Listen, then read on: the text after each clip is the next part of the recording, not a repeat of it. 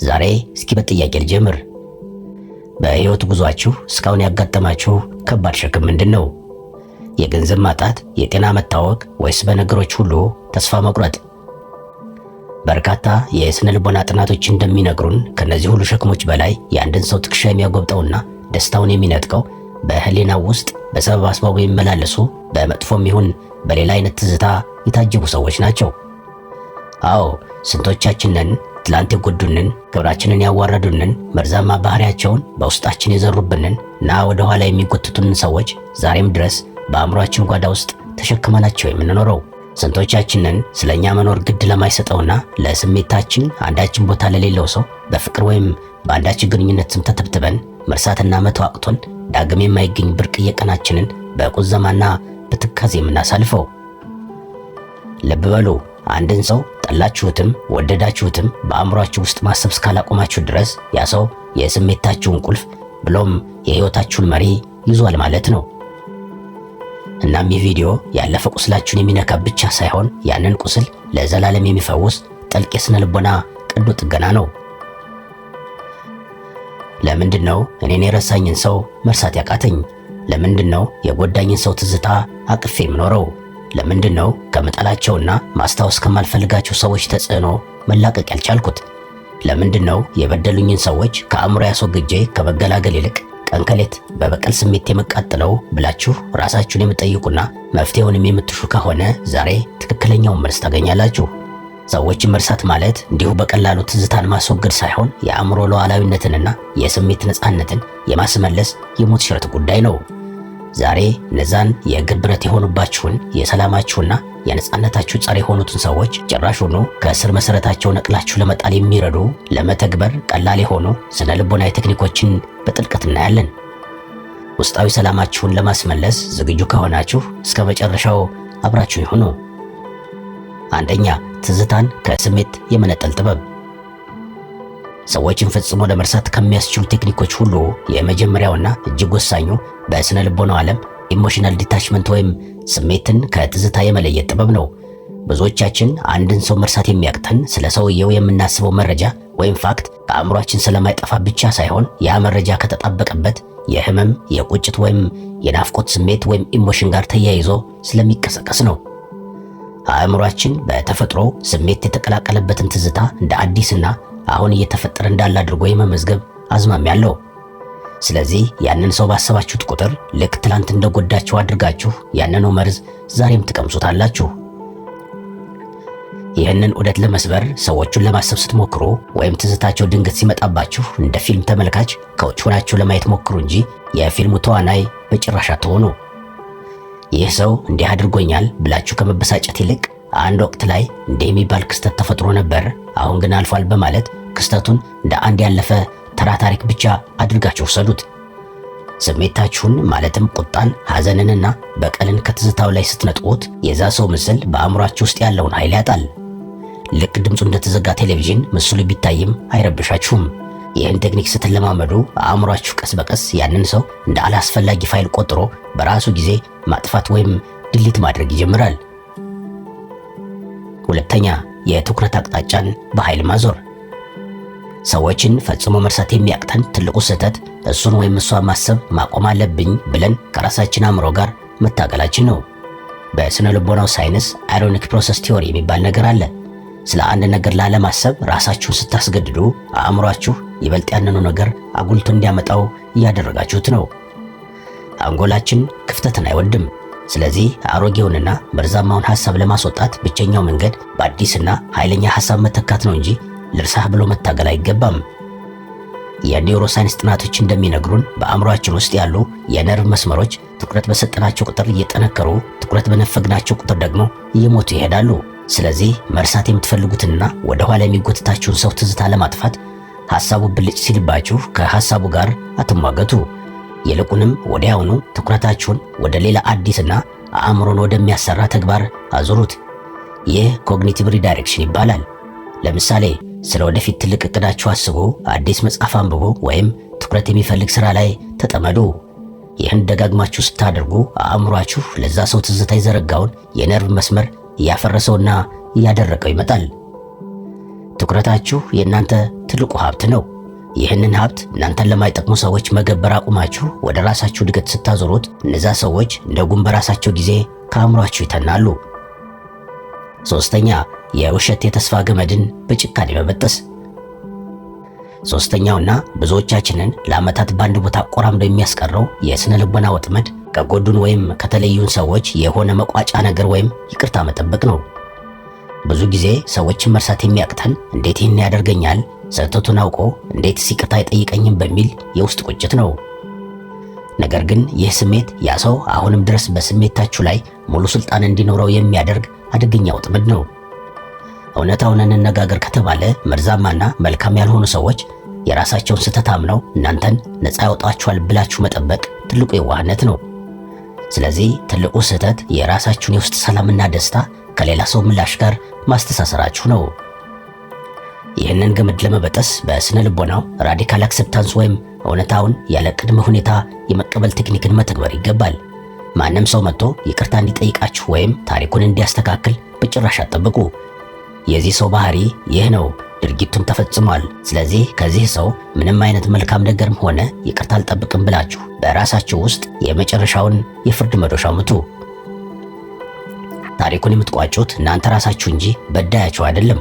ያንን ከጎዳችሁ ሰው አንዳች ይቅርታ ወይም የመጸጸት ስሜት የመጠበቁን ገመድ በጭካኔ ስትበጥሱት አእምሯችሁ ለዛ ሰው ከፍቶት የነበረውን የተስፋ በር ፍጽሞ ይዘጋዋል። ያ በር ሲዘጋ ደግሞ ያ ሰው በእናንተ ዓለም ውስጥ ያለው ህልውና ለአንዴና ለመጨረሻ ጊዜ ያከትማል። አራተኛ፣ የትዝታዎችን ማራኪነት የማርከስ ጥበብ።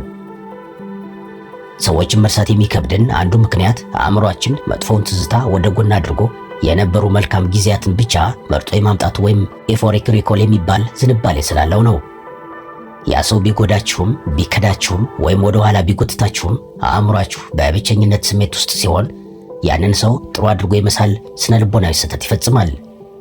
ይህ ደግሞ በውስጣችሁ የናፍቆትና የጸጸት ስሜት እንዲፈጠር በማድረግ ወደ መርዛማው ግንኙነት ወይም ትዝታ እንድትመለሱ ይገፋፋችኋል። ይህንን ለማሸነፍ ኔጌቲቭ ቪዥዋላይዜሽን የተሰኘውን ቴክኒክ መጠቀም ጥሩ መፍትሄ ነው። ይህ ማለት ያንን ሰው ባሰባችሁት ቁጥር አእምሯችሁ የሚያመጣላችሁን ውብ ትዝታ በኃይል በመግፋት ይልቁንም ያ ሰው ያደረሰባችሁን በደል፣ ክህደትና የፈጠረባችሁን ስቃይ በትኩረት አስቡት። ያ ሰው በሕይወታችሁ ውስጥ በመኖሩ ምን ያህል ጊዜያችሁን እንደሰረቀው፣ በራሳችሁ ላይ የነበራችሁን እምነት እንዴት እንዳጠፋውና ምን ያህል እንባ እንዳፈሰሳችሁ ለራሳችሁ በዝርዝር ነገሩት። ይህን ስታደርጉ አእምሯችሁ ለዛ ሰው የሰጠውን የውሸት ክብር ያፈርሰዋል። ትዝታው ከፍቅርና ከናፍቆት ይልቅ ከህመም ጋር ሲያያዝ አእምሯችሁ ራሱን ለመከላከል ሲል ያንን ሰው የመርሳት ሂደቱን ያፋጥነዋል። መርሳት ማለት ትዝታውን መግደል ብቻ ሳይሆን ለትዝታው ያላችሁን ስሜታዊ ጣዕም መቀየርም ጭምር ነው። አምስተኛ፣ አካባቢን ማጽዳትና የዲጂታል ግንኙነት ማቋረጥ። አምስተኛው ቴክኒክ እጅግ ቀላል ቢመስልም ነገር ግን በአእምሯችን አወቃቀር ላይ ከፍተኛ ተጽዕኖ ያለው አካባቢን የማጽዳት ሂደት ነው። አእምሯችን መረጃዎችን የሚያከማቻቸው በተያያዥነት ወይም አሶሲዬሽን ላይ ተመስርቶ ነው። አንድን ሰው ለማስታወስ የግድ ስለሱ ማሰብ የለባችሁም። ያ ሰው የሰጣችሁ ስጦታ፣ የላከላችሁ መልእክት፣ አብራችሁ የተነሳችሁት ፎቶ ወይም በሶሻል ሚዲያ ላይ የምታዩት የእሱ እንቅስቃሴ ትዝታውን በቅጽበት ይቀሰቅሰዋል። እነዚህ ቀስቃሽ ነገሮች ወይም ትሪገርስ በአካባቢያችሁ እስካሉ ድረስ አእምሯችሁ ያንን ሰው እንዲረሳ እድል እየሰጣችሁት አይደለም። ያንን ሰው ለመርሳት የምታደርጉትን ጉዞ እውን ለማድረግ በዲጂታልና በአካባቢያችሁ ያሉ ትዝታዎችን በጭካኔ አጽዱ። ስልካችሁ ላይ ያሉ ፎቶዎችን፣ መልእክቶችንና የሶሻል ሚዲያ ገጾችን ብሎክ አድርጉ ወይም ሰርዙ። ዕቃዎቹን ከዓይኖቻችሁ ራቅ አድርጉ። ይህንን ስታደርጉ ለአእምሯችሁ ይህ ሰው በሕይወቴ ውስጥ የለም፣ ወደፊትም አይኖርም የሚል ግልጽ ምልክት ትሰጡታላችሁ። ዓይን ካላየ ልብ አይፈርድም እንደሚባለው ቀስቃሽ ነገሮችን ስታስወግዱ አእምሯችሁ በራሱ ጊዜ ትኩረቱን ወደ ዛሬው ማንነታችሁ ማዞር ይጀምራል። አንጎላችሁ አዲስ ታሪክ እንዲጽፍ ከፈለጋችሁ መጀመሪያ አሮጌው መጽሐፍ የጣለውን ጥላና አቧራ ከአካባቢያችሁ ጥረጉ። ስድስተኛ፣ አዲስ ማንነትን በመገንባት አሮጌውን ማስወገድ። ሌላው ሰዎችን መርሳት የሚከብዳችሁ ትልቁ ምክንያት ያ ሰው አብሯችሁ በነበረበት ወቅት የነበራችሁ ማንነት ከሱ ጋር በጥብቅ የተቆራኘ ስለነበረ ነው። ብዙዎቻችሁ የምትታገሉት ያንን ሰው ለመርሳት ብቻ ሳይሆን ያ ሰው በነበረበት ጊዜ የነበረውን የእናንተ ማንነት ላለማጣት ጭምር ነው። በስነ ልቦናው ዓለም ይህ የማንነት ውህደት ወይም አይደንቲቲ ፊውዥን ይባላል። ያንን ሰው ለመርሳት መጀመሪያ ያንን ሰው የሚያውቀውንና ከሱ ጋር የነበረውን አሮጌ ማንነታችሁን በድፍረት መተውና አዲስ ጠንካራ ሰፋ ያለ ማንነት መገንባት አለባችሁ። እናንተ ስትለወጡና አዲስ የእድገት ምዕራፍ ላይ ስትደርሱ ያ አሮጌውና የተጎዳው ማንነታችሁ አብሯችሁ አይቀጥልም። ይህንን ለማድረግ ቀደም ሲል ለማድረግ አስባችሁ የማታውቁትን አዲስ ክህሎት መለማመድ፣ አዲስ ማህበራዊ ክበቦችን መቀላቀል፣ አለዛም ትልቅ የህይወት ለውጥ ወይም ላይፍ ስታይል ቼንጅ ማድረግ ይኖርባችኋል። ስነ ልቦናዊ ጥናቶች እንደሚያሳዩት አንድ ሰው በህይወቱ አዲስ ስኬትና አዲስ ግንኙነቱ ሲገባ አእምሮ ለአሮጌ ትዝታዎች የሚሰጠውን የቦታ መጠን በከፍተኛ ሁኔታ ይቀንሳል። ራሳችሁን ዳግም ስትፈጥሩ ያ መርዛማ ሰው በህይወታችሁ ውስጥ የነበረው ቦታ እንደ ጠበበ ልብስ ይሆንባችኋል። እናንተ ከፍ እያላችሁ ስትሄዱ ወደ ኋላ የቀሩት ሰዎች ከአድማሳችሁ እየራቁና እየደበዘዙ ይሄዳሉ።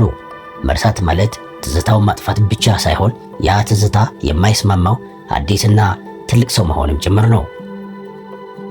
7ኛ ያልተላከ ደብዳቤና የስሜት መለቀቅ። ሰዎች በአእምሯችሁ ውስጥ ተቆልፈው የሚቀሩት በውስጣችሁ ያልተነገሩ ቃላትና ያልተቋጩ ስሜቶች ሲኖሩም ጭምር ነው። በስነ ልቦናው ዓለም የዜጋርኒክ ተጽዕኖ ወይም ዜጋርኒክ ኢፌክት የሚባል ነገር አለ። ሳይንሱ እንደሚለው አእምሯችን ያልተጠናቀቁ ተግባራትንና ያልተቋጩ ንግግሮችን ደጋግሞ የማምጣትና የማብሰልሰል ዝንባሌ ያለው። ያንን ሰው መርሳት ያቃታችሁ ምን ያህል እንደጎዳችሁ የገባው ስላልመሰላችሁ ወይም ልትነግሩት የምትፈልጉት ብዙ ቁጭት ስላላችሁ ሊሆን ይችላል።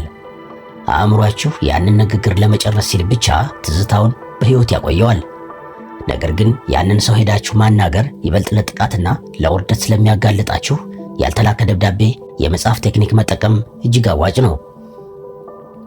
ይህ ቴክኒክ የሚተገበረው እንዲህ ነው። ወረቀትና ብዕር አንሱና ለዛ ሰው ልትነግሩት የምትፈልጉትን ማንኛውንም ነገር፣ ቁጣችሁን፣ ስድባችሁን፣ ህመማችሁንና ጸጸታችሁን ያለምንም ይሉኝታ ዝርዝር አድርጋችሁ ጻፉት። በውስጣችሁ ያለውን መርዝ በሙሉ በዛ ወረቀት ላይ አፍስሱት።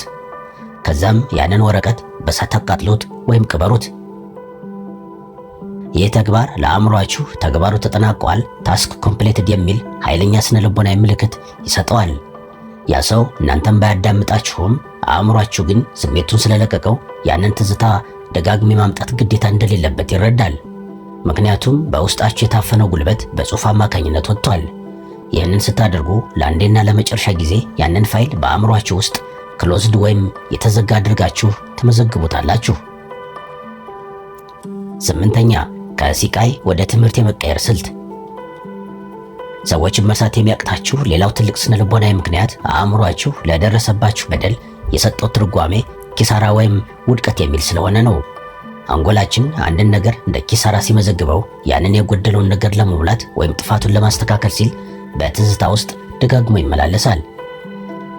ይህ ለምን ደረሰብኝ የሚል የጥያቄ አዙሪት በዳያችሁን በአእምሯችሁ ዙፋን ላይ ያስቀምጠዋል። ይህንን ሰንሰለት ለመስበር ኮግኒቲቭ ሪፍሬሚንግ የተሰኘውን ቴክኒክ መጠቀም ትችላላችሁ። ይህም ማለት ክስተቱን ከጥፋተኝነትና ከሲቃይ ትርጓሜ አውጥታችሁ ለወደፊት ሕይወታችሁ እንደተከፈለ የትምህርት ክፍያ አድርጋችሁ መመዝገብ እንደማለት ነው። በሕይወታችሁ ያጋጠማችሁን ያንን መርዛማ ሰው እንደ ጠላት ሳይሆን ስለ ሰው ማንነት፣ ስለ ድንበራችሁ መከበርና ስለ ራሳችሁ ጥንካሬ ያስተማራችሁ ጨካኝ መምህር አድርጋችሁ ቁጠሩት።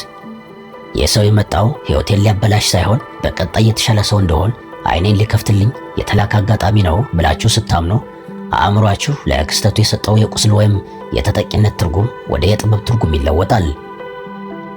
አንድ ነገር ትምህርት ሆኖ ከተመዘገበ ደግሞ አእምሮ ስሜታዊ ፋይሉን ዘግቶ ወደ ማከማቻ ክፍል ይልከዋል። ትምህርቱን ወስዳችሁ ስትጨርሱ መምህሩን ወይም ግለሰቡን የመርሳት ሂደቱ እጅግ ቀላልና ፈጣን ይሆናል። 9ኛ ስለ ግለሰቡ ማውራት የማቆምና የዝምታ ህግ። 9ኛውና በተግባር እጅግ ኃይለኛ የሆነው ቴክኒክ ስለዛ ሰው ለማንም ማውራት ማቆም ነው። ብዙዎቻችሁ ስሜታችሁ ለመተንፈስ በሚል ለጓደኞቻችሁ ወይም ለቤተሰባችሁ ስለዛ ሰው ክፋትና ስለደረሰባችሁ በደል ደጋግማችሁ ትተርካላችሁ። ነገር ግን ሳይንሳዊ ጥናቶች እንደሚያረጋግጡት አንድን ታሪክ ባፋችሁ በተረካችሁ ቁጥር አእምሯችሁ ያንን ትዝታ በድጋሚ እያጠነከረውና የነርቭ መስመሮቹን ይበልጥ እያሳደጋቸው ይሄዳል። ማውራት ማለት ትዝታውን በሕይወት ማቆየት ማለት ነው። ያንን ሰው መርሳት ፈልጋችሁ ስለሱ ማውራት እሳትን በቤንዚን ለማጥፋት እንደመሞከር ይቆጠራል። ስለዚህ ከዛሬ ጀምሮ ስለዛ ሰው ላለማውራት ለራሳችሁ ቃል ግቡ። ሰዎች ስለሱ ቢጠይቋችሁ እንኳ ያለፈ ታሪክ ነው ማውራት አልፈልግም በማለት አጭር ምላሽ ስጡ። ንግግሩ ሲቆም አእምሯችሁ ለትዝታ የሚሰጠው ጉልበት ይቋረጣል። በዝምታችሁ ውስጥ ያ ሰው እየሞተና እየደበዘዘ ይሄዳል። ልብ በሉ፣ ለአንድ ሰው ልትሰጡት የምትችሉት ትልቁ ቅጣትና እናንተን ነፃ የሚያወጣችሁ ብቸኛው መንገድ ምንም ትኩረት አለመስጠት ነው። ስሙን ከአንደበታችሁ ስታወጡት ከጥቂት ጊዜ በኋላ ከአእምሯችሁ መውጣቱ የማይቀር ሐቅ ነው። 10ኛ የወደፊት ማንነትን እንደ መልህቅ መጠቀም። 10ኛውና እጅግ ስትራቴጂካዊ የሆነው ቴክኒክ አእምሯችሁን በወደፊት ማንነታችሁ ላይ መልህቅ እንዲያደርግ ማሰልጠን ነው። ብዙ ጊዜ ሰዎችን መርሳት የሚከብዳችሁ አእምሯችሁ አሁንም ድረስ በዛ በቆሰለውና በተበደለው የቀድሞ ማንነታችሁ ውስጥ ተቆልፎ ስለሚገኝ ነው። አንጎላችን አዲስና ትልቅ ግብ ከሌለው በተፈጥሮ ወደ ኋላ ተመልሶ አሮጌ ትዝታዎችን ማሰላሰል ይጀምራል። ምክንያቱም ባዶነትን አይወድም። መርሳት ማለት ትዝታን በጉልበት ማጥፋት ሳይሆን አእምሯችሁ ስለ ወደፊቱ ታላቅ ማንነታችሁና ስለሚጠብቃችሁ ስኬት ከመጨነቁ የተነሳ እነዛን መርዛማ ሰዎች ለማሰብ ትርፍ ጊዜ እንዲያጣ ማድረግ ነው። ትኩረታችሁን ከ5 እና ከ10 ዓመት በኋላ በሚጠብቃችሁ ትልቅ ስዕል ላይ ስታሳርፉ የዛሬዎቹ እንቅፋቶችና ያለፉት ክፉ ሰዎች ትርጉም አልባ ትቢያ ይሆናሉ። ይህንን ቴክኒክ ስትተገብሩ አእምሯችሁ በየቀኑ ስለሚሰራው ስራ፣ ስለሚገነባው ስብዕናና ስለሚደርስበት ከፍታ ብቻ እንዲያስብ አስገድዱት። በኒውሮሳይንስ እይታ አእምሯችሁ በወደፊት ራዕይ ሲሞላ ፕላስቲሲቲ የተባለው የአእምሮ የመለወጥ ባህሪ ለአሮጌ ትዝታዎች የነበረውን ቦታ ለአዲሱ ተስፋ አሳልፎ ይሰጣል። ያን ሰው መርሳት ያቃታችሁ እናንተ ከሱ በላይ የምትሆኑበትን መንገድ ስላልቀረጻችሁ ብቻ ሊሆን ይችላል። ዛሬ ትልቅ ሰው ለመሆን ስትነሱና በውስጣችሁ ግርማ ሞገስን ስታነግሱ ያለፉት ሰዎች ታሪክ እንደ ቀለጠ በረዶ ከአእምሯችሁ ይወገዳሉ። ታላቁ ፈላስፋ ራልፍ ዋልዶ ኤመርሰን ከፊታችን ካለውና ከኋላችን ካለው ነገር ይልቅ በውስጣችን ያለው ነገር ይበልጣል እንዳለው በውስጣችሁ ያለውን የወደፊት ኃይል ስትቀሰቅሱት የትላንት ጥላዎች እናንተን የማሳደድ አቅማቸው ጨርሶ ይሞታል። ስለዚህ ወዳጆቼ እነዚህ ሁሉ ስነ ልቦናዊ ቴክኒኮች አንድ ትልቅ እውነትን ያሳዩናል። ሰው መርሳት ማለት የአእምሯችሁን ሉዓላዊነት፣ የስሜታችሁን ነፃነትና ሰላማችሁን የማስመለስ ታላቅ ጀግንነት ነው። እናንተን ወደ ኋላ የሚጎትቱ ባህሪያችሁን የሚያበላሹና ለስኬታችሁ እንቅፋት የሚሆኑባችሁን ሰዎች በአእምሯችሁ ውስጥ ተሸክማችሁ መጓዝ በገዛ ፈቃዳችሁ በእስር ቤት ከመኖር አይለይም። ዛሬ እነዚህን ቴክኒኮች በመጠቀም ያንን የእግር ብረት ሰብራችሁ ለመውጣት ወስኑ። መርሳት ሲባል እነዛ ሰዎች በእናንተ ሕይወት ላይ ያላቸውን የስሜት የበላይነት ከእጃቸው መንጠቅ ማለት ነው። ትልቅ ለመሆንና በግርማ ሞገስ ለመጓዝ ለአሮጌው ቁስልና ለመርዛማ ትዝታዎች ቦታ አትስጡ። ይልቁንም በዝምታቸው ውስጥ ጥንካሬን፣ በአዲሱ ማንነታቸው ውስጥ ነፃነትን፣ በወደፊት ራዕያቸው ውስጥ ደግሞ ስኬትን አንግሱ። እናስ ከነዚህ 10 ቴክኒኮች ውስጥ የትኛውን ቀድማችሁ ለመተግበር ወሰናችሁ?